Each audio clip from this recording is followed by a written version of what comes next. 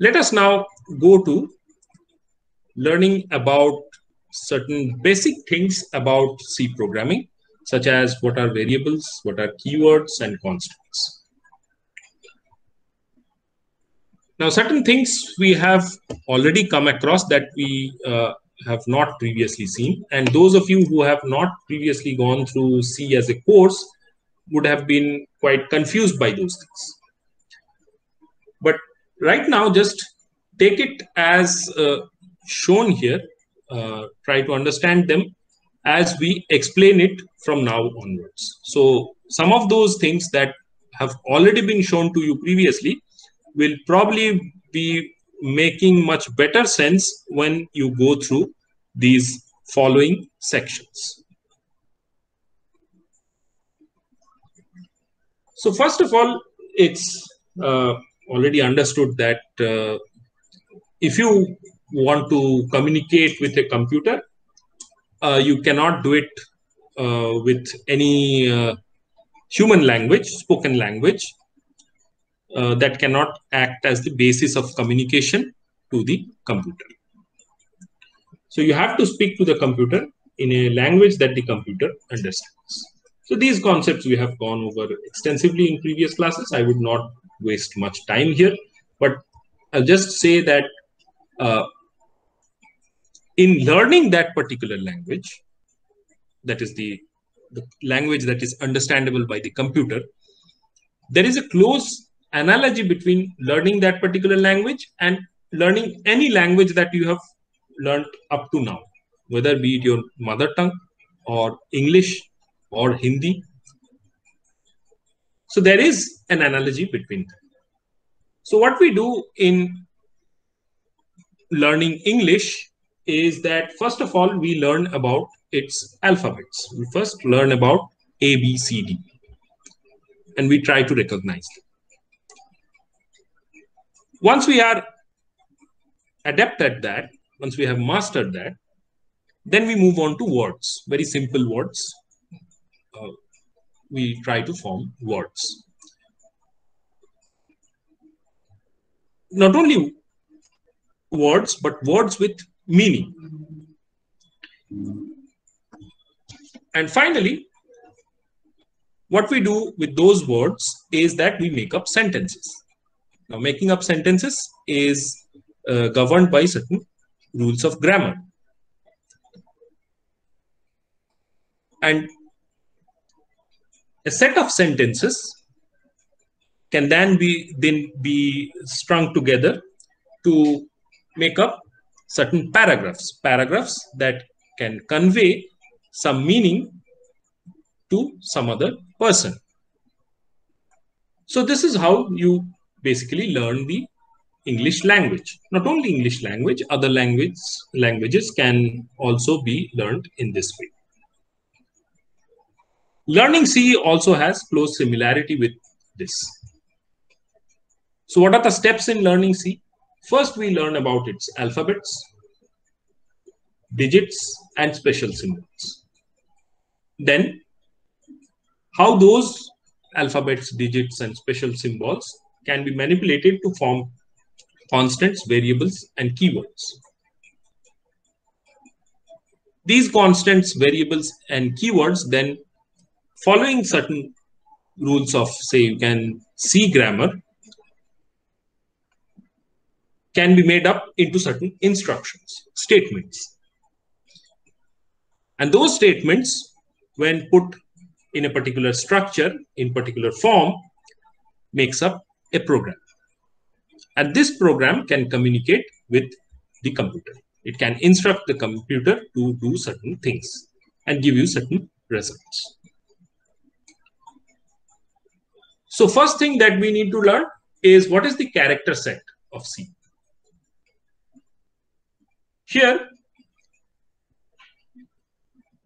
a character denotes any alphabet, digit, or any special symbol that is used to represent information. This is the character set of C. So we have alphabets, 26 of them. Here, uppercase and lowercase letters are differentiated. That means capital A is different from small a. Digits, obviously, 10 of them are there. Start with 1 to 9. Along with that, you have 0. The special symbols that are recognizable by C are also mentioned here. If you use any symbol or character apart from these things that are mentioned here, C will not recognize it because it is not part of its character set.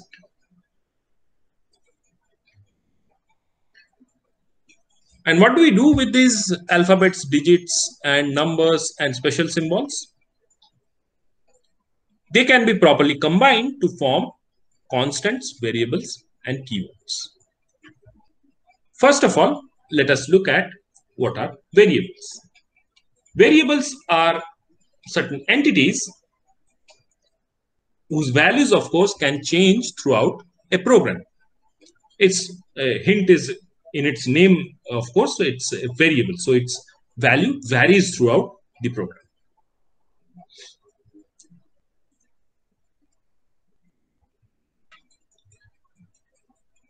Now, how do we name a variable? That is a very important thing to learn in C.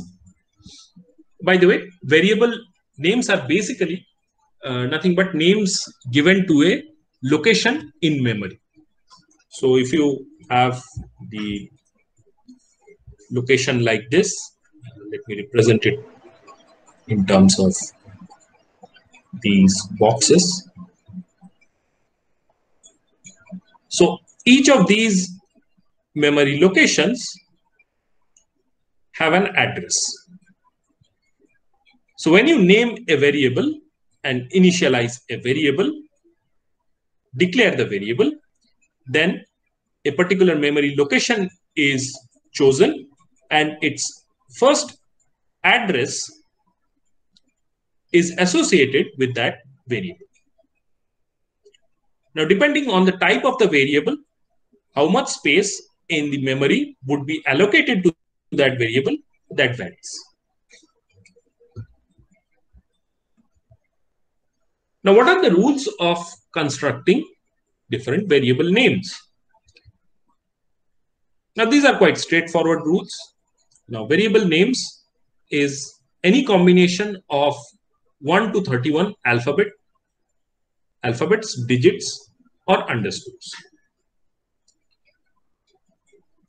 Now, that means we can use those alphabets that have been already shown to you previously, digits from 0 to 9, and the special symbol underscore. A variable name can be 31 characters long, but not more than that. However, the first character in the variable name cannot be a number. It cannot be a digit. It has to be an alphabet or the underscore symbol.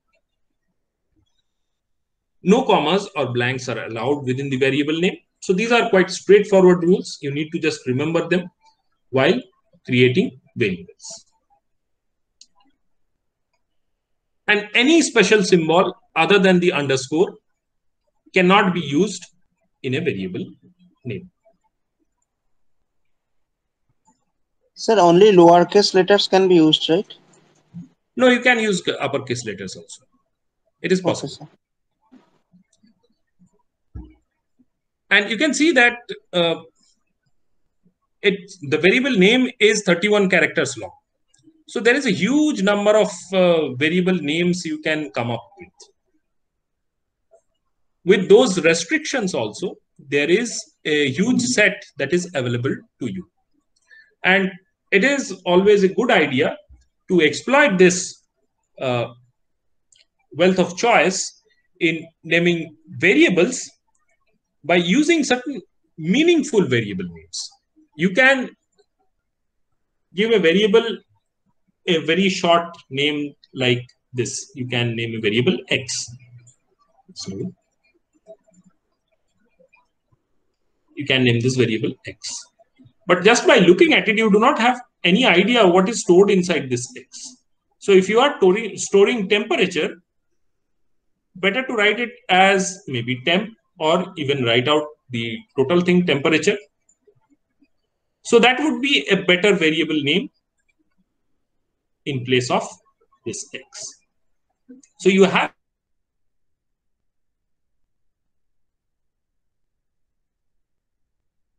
You are not audible, sir. in that variable.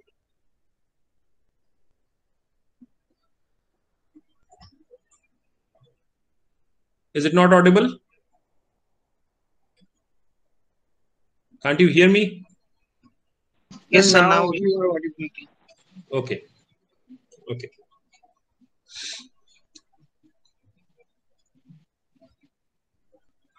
So let's look at certain variable name examples.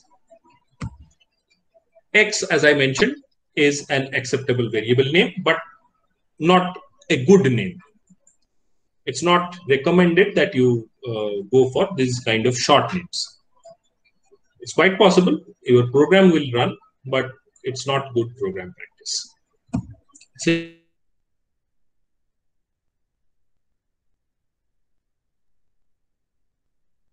Idea regarding what kind of physical quantity physical parameter they are storing, whether it is temperature, whether it is height, whether it is number of a student.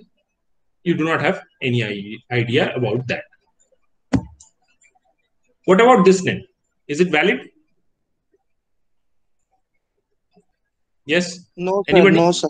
Why No, not? sir. It's not, because we can only use underscore as the. There is a hash in this name, which is a special character, and Yes, that yes. cannot be used in a variable name. What about this?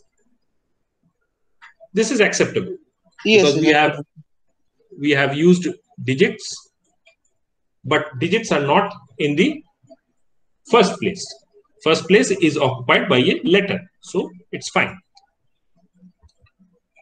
What about this? Again, we have used exclamation marks. Exclamation marks are special characters and not allowed in a variable name.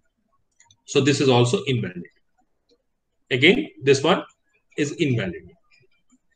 Temp, as already mentioned, this is a valid name. Area, valid. Name is also valid. What about this one? No, sir. First First character. place contains First place is. a number, a digit. So this is invalid. This is not allowed. Roll number, this is valid. We have used the underscore special character. So there is no problem in it. This is also valid. What about this one? Is this valid? Yes, Underscore sir. mark. Yes. This is acceptable because we can use either letters or the underscore special character in the first place. This is not valid because we have used only numbers. Question mark is not allowed. So that is also not valid. So on this left hand side, you have the valid variable names, and here you have the invalid variable names. So while naming the variables, basically keep two things in mind.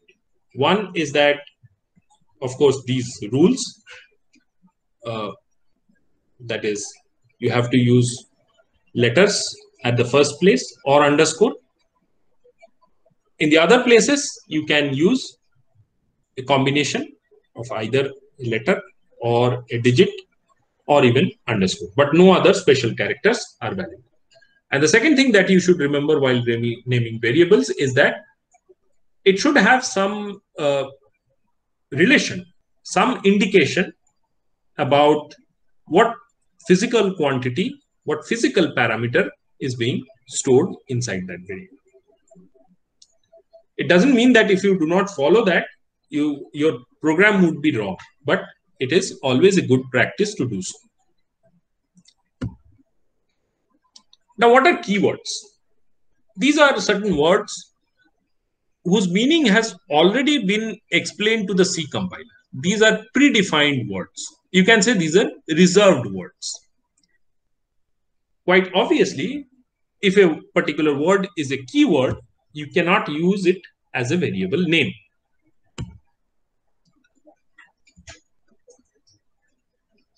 Why you cannot do that? Because it means that you are trying to assign a new meaning to a particular keyword, and that is not allowed. Keywords are reserved and their meanings are fixed as far as the C compiler goes. Sir, even if we don't use those keywords in a program, we can't. No, we you can. cannot use it. No, you cannot use it. Okay. These are the set of 32 keywords that are available in C. So suppose you are not defining any integer variable in a program. You are working with exclusively real variables. So you have defined them as float.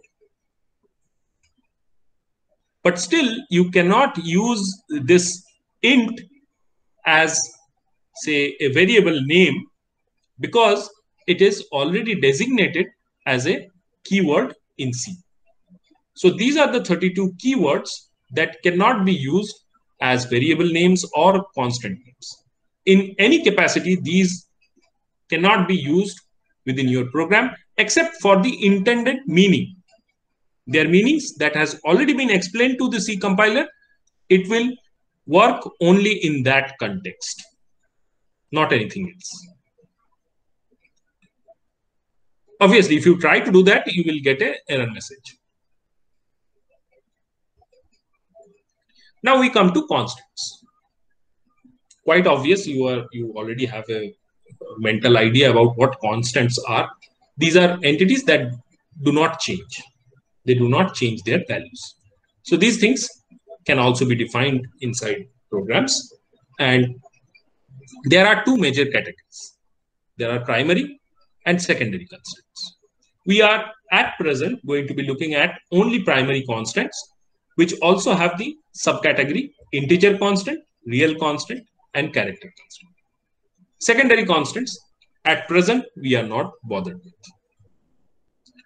So let us now just one by one see what are the various rules for constructing these different types of constants. That means integer, real, and the character constants. Now, there is very little to explain here. These are rules of C, which are predefined, prefixed. So what you need to do is just remember. And it's not difficult to remember as well. Means these are quite intuitive also. So if I just read through them, that an integer constant must have at least one digit.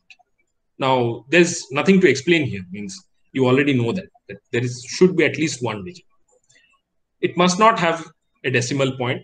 Again, pretty obvious. It's an integer that we are talking about. So it will have integer values. If we have a decimal point, it becomes a fractional value. So those are not included in integer constants. Integer constants can be positive or negative. And if there is no sign that is provided to it, then by default, it is taken to be a positive number. No commas or blanks are allowed within an integer. And the allowable range of the integer constant is also provided. Now, this last statement, this range, is in fact computer architecture dependent. If it is a 32-bit machine, it would be some value. If it is a 64-bit machine, those values would be different. So there is no need to remember these sort of ranges. But keep in mind that these sort of things do exist. Means you cannot just assign an arbitrarily huge number in a C program. You have to take care of it in a certain other way. So these are the rules for constructing integer constants. There is no complexity here, straightforward rules, and we can take them forward to the real constants. However, for real constants, there are two different types of representation. The fractional format and the exponential format. These constants, these real constants, are often also called floating point constants. These are real numbers, and their forms can be defined in two different ways: fractional and exponential. The rules of fractional form expression are written here within this red box. So again, it must have at least one digit. It must have a decimal point, could be positive or negative, and the default sign, if it is not preceded by any sign at all, then it is taken as positive. As was mentioned in case of the integer constant, no commas or blanks are allowed within a real constant also. Certain examples of it are like this. Trivial things. Again, if you just go through these things. Yes. If it is, I mean, if it must have a decimal point, then there is at least 2 digits we need, right? No, you just you can write 0.5. That is also acceptable. Okay. You do not need the preceding 0. Okay. Or sometimes 1 point, that also means that there is a 0 after it. Okay. So this is the fractional form. The exponential form is usually used when you need to represent very large numbers or very small numbers. So the exponential form of representation is used if the value of the constant is either too small or too large. Now here we use the letter E, and on both sides of it, there are certain parts. The part appearing before E is called mantissa, and the part following the letter E is called the exponent. So with the help of these two, mantissa and exponent, numbers can be expressed. And how do we do that? Following these rules. So the mantissa part and the exponential part, as already mentioned, should be separated by the letter E. The mantissa part may have a positive or negative sign. Default is positive. The exponent part must have at least one digit, which must be a positive or a negative integer. Now, just remember that the exponent part needs to be an integer. Also, the default sign of the exponent is positive. What are certain examples? You can see it. So here is the E. So the part before it is called the mantissa. Part after E is the exponent. Now the mantissa could be fractional. You can see 3.2 is here. 4.1 is here. 0.2 is here. But the exponent is usually an integer. So this is 5, this is 8, this is 3, this is -1. So these are integers. Again, so E as in stands the number E, right? Yes. Okay. Here, just go through these rules, and that will probably be good enough for you. Means there is not really too much to understand in these things, but obviously you need to remember these rules while you are doing the program, because you might run foul of one of these rules, and if you do not remember it, you will not be able to pinpoint where you are going wrong. By the way, there was one question regarding E. Did you say the E that is in 2.71, that value, E value? Yes. It's not yes, that. Yes. It's 10 to the power -5. I missed that first time round when you asked. Okay. 10 to the power -5. This means 3.2 into 10 to the power -5. E stands in 10. Oh, okay. Right. Yeah. obviously, when let me just go a little bit off track here. When you are dealing with computer numbers, that is storage of numbers in computers, you do not deal with base 10. You will be dealing with binary numbers, so base 2. So I do not know whether you have already learned about binary numbers in some previous lectures or courses, but those Sir, it was in physics. yeah, probably some course somewhere you may have learned about it. In numerical analysis, we in the next semester you will come across it in a little bit more detail.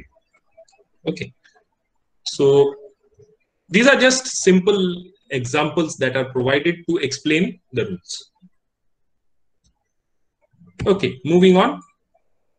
For character constants, it's a single alphabet, a single digit, or a single special symbol enclosed within single inverted commas. So these are the character constants. Just a small point here is that both the inverted commas should be pointed to the left. As you can see here, both inverted commas pointing towards the left. So this is valid. But if you put one inverted comma which is pointing towards the right, it becomes invalid. So that is how it is defined. And the maximum length of a character constant is always 1. Character constants are always of length 1. So examples are provided here.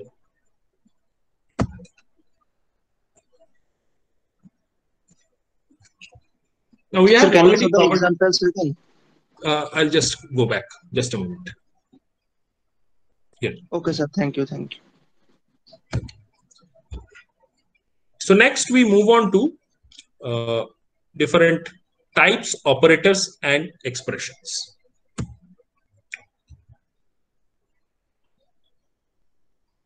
As already mentioned, you have within a program variables and constants. These are the basic data that are manipulated within the program to give you a certain result. Now, variables which are used in a program must be declared. What do we declare here? What do we mean by variable declaration? The first point says variables to be used in the program must be declared. So what do we declare? What we declare is what is the type of data that will be handled by that variable. So if I have given a variable a name, say any name,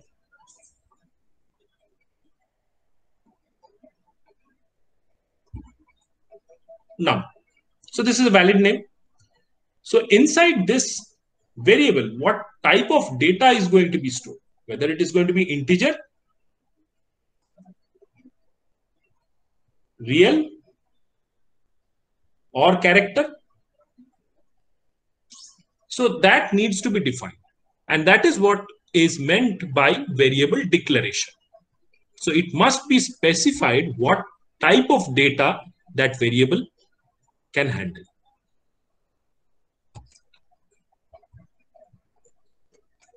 It is also possible to initialize your variables while you are declaring them. And those will be the initial values that is stored in the inside or within that variable. Remember that memory location that we talked about? So the initial value that you put inside the variable, that the initialization value would be first stored inside that memory location. Now the next thing that we talked about is operators. So operators specify what is to be done to those data objects. Data objects meaning variables and constants. So addition is an operation, right? So these are mathematical operators.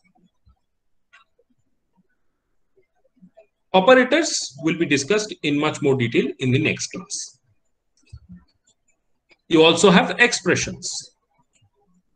When variables and constants are linked together with the help of certain operands, certain operators, then it becomes an expression.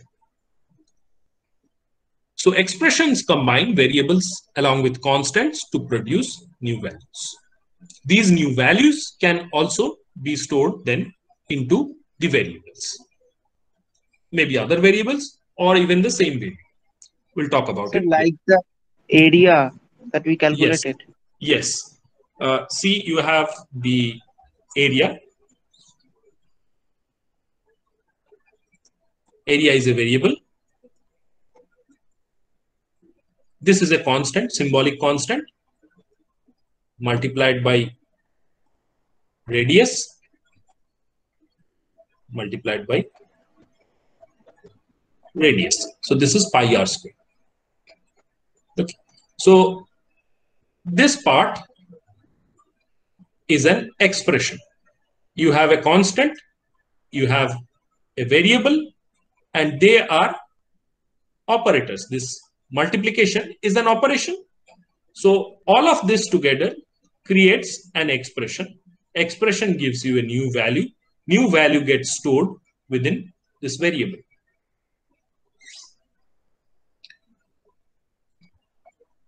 Now, what are the basic data types? We have already mentioned the basic data types on the right-hand side here. There are the integer type. There is the float or single precision floating type. Now, there is also something called double. That is also a real constant, but it is double precision. So these are called double precision floating points. And finally, there is single byte character set, which is capable of holding one character. So these are the basic data types in C. But along with that, there are certain qualifiers that can also be applied on these basic types. What are these qualifiers or type qualifiers? There is short and long, which can be applied to integers. So you have short integers, you can define long integers. So it quite obviously it provides different lengths of integers wherever practical. It's wherever required, you can define larger integers. Wherever required, you can define short integers. Signed and unsigned, these apply to characters and integers only. And there is also long double. That means if you require further precision, more than double precision floating point, then you can define long double types. But right now, for the basic programs that we will be doing, I think int, float, double, and character, these are the types that you need to be worried about at this point. Sir, what is single precision and double precision? Single precision means after decimal point, you can go up to 7 digits. For double precision, after decimal point, you can go up to 16 places. There is a change in the precision value. Okay. Okay, and there is no constant for before decimal point, right? No. Okay, sir. Obviously, there is a range. But within that range, there is no limitation. Okay. Okay, sir. Okay. Usually, what happens is that let's say 16 bits are separated out and kept for a variable, which is single precision. Okay. Now, 16-bit means 16 places in the memory location. Each can store, say, 0 or 1. Now, some part of it would be for the sign, some part of it would be for the mantissa, some part of it would be for the exponent. So, different, you can say, divisions are made. So, depending on how many bits are reserved for the mantissa and the exponent. Depending on that, you can define or you can represent various numbers. So if you are interested, you can look at certain textbooks on floating point representation of binary numbers in within the computer. It is dependent on the computer architecture as well. So 32-bit and 64-bit machines would have different representation. Finally, we come to variable scope. This we have already discussed in a sort of way, that is, this variable scope refers to accessibility of a variable in a given program or function. Now, it may be local or it could be global. Remember that at the beginning, we talked about global variables, global declaration. So any variable that is declared at the global variable declaration position is available to all the subprograms or main program written within that. So it is going to be available to all the different functions. Whereas a local variable, which is defined within the function, within a specific function, could be a main function, could be a user-defined function, is only available within that function. So that is why it is called a local variable. And if it is available all over the program to any function within that program, then it is a global variable. There is an example over here. You can see that this is the main function. There's the main function. It starts from here. The braces are here. So it defines int AB, and int C. So these are local variables.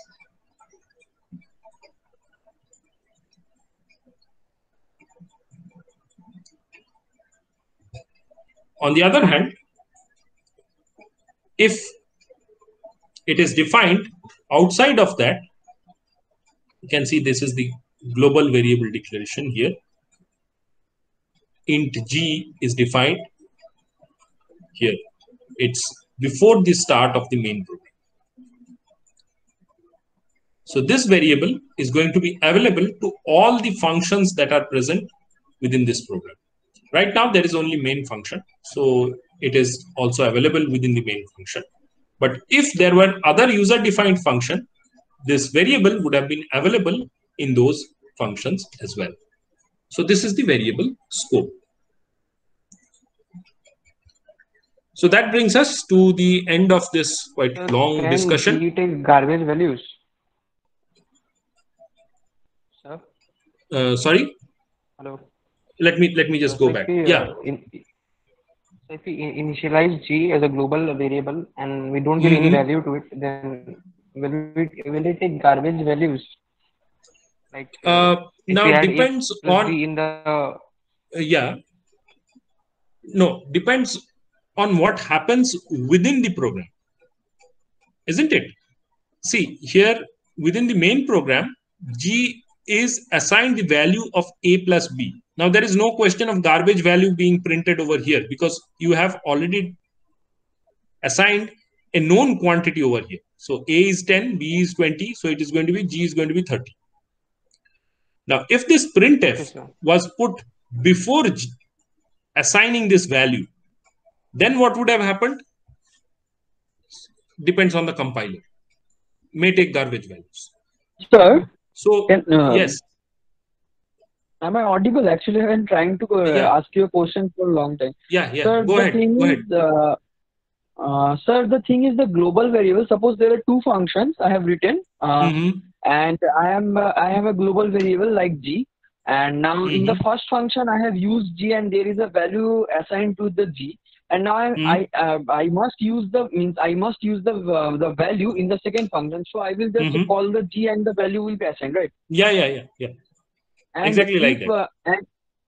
And if suppose there is a function and there is the main function like int main, and I have written another function outside the main user function, and I have called the function inside the int main. Now if I write the function or user function above the int function, and I have called the global variable in that user function, will it be working inside that and after that in the int function, or if I write the main function? See, it doesn't matter if you write the user defined function before the main function.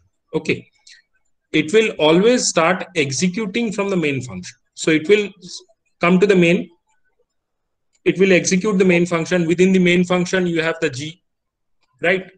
So that value will be taken from whatever you have defined in the global variable section. If you have not defined it over there, then whatever value is being calculated for G, that will be assigned within the main function. And once the main function calls up the user defined function, then only that user defined function becomes relevant. It doesn't matter whether it is above the main function or below the main function. Okay, I thought if the compiler is reading the line by line, then if I write, thought that it will be a difference. Okay. No, it's not. It's of course it's sequential. Some sort of sequence is there, but it will always start executing from the main. Okay, sir. Okay, that sequence is defined. Yeah, go ahead. If we want to take the value of G, I mean, here is the value of G is like A plus B, and we want to use that G in another function after the main. Can we get that? Yeah, sure. You can get that. You just call the second function after this assignment has been done. Okay. I mean, let's say I want to make another function which prints something, let's say G into 2. So if we write the function after that, I mean, we can write the function anywhere, right? It will just compile the main first. You need to call that user defined function after G has been assigned this value. Okay.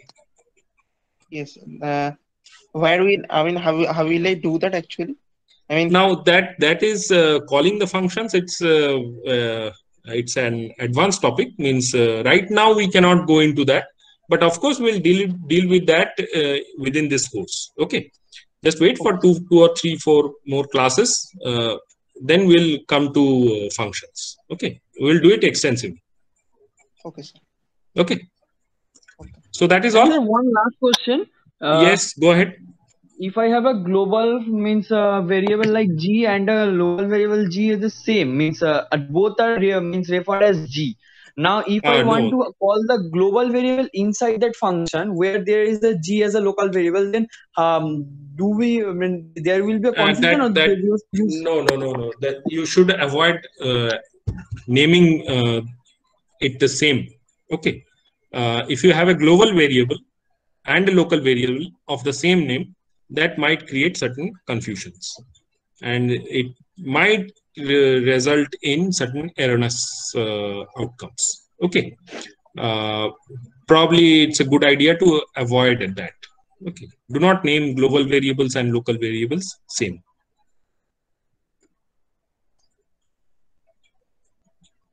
Okay, sir. Okay, so thank you for your attention. That is the end of today's class.